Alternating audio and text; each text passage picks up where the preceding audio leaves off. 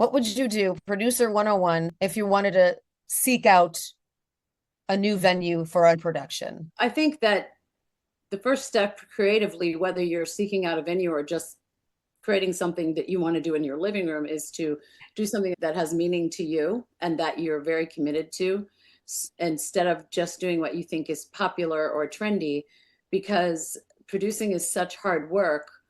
I liken it to having a baby. You want to think it through. So you really need to think about, what do I want this project to feel like for me, and what do I want to accomplish beyond just playing a lot of venues. I think when you start with intention with any creative project, it helps it along when you hit those bumps in the road where you feel like quitting. It's a lot harder to quit, which is not something I like to do. It's a lot harder to quit if you really believe in the project in the first place. So the first thing I would say, anyone who wants to get into producing instead of just working for other people, is to have a vision of what kind of art means something to you.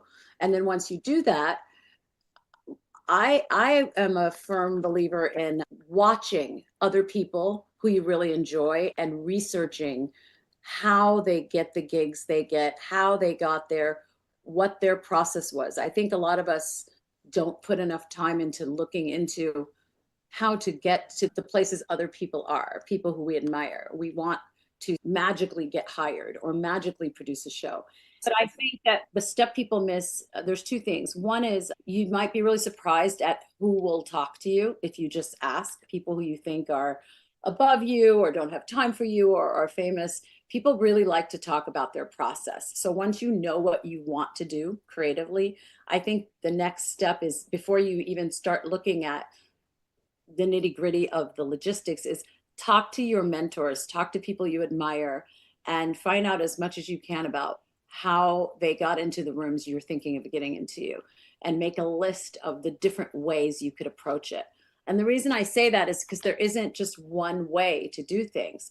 Sometimes it's word of mouth, right? You ask a friend who knows a friend who has a friend who knows the producer of such and such a venue. Sometimes it's like that. Other times it's the standard, put together a really good reel of your show, a good video, put together a description, put it into a nice package, an EPK, an electronic press kit, and email it out. That's not my favorite way to do things, because people who book see hundreds of these a day, but it's not always the Right. wrong thing to do, especially if you're extraordinary and have something special to offer.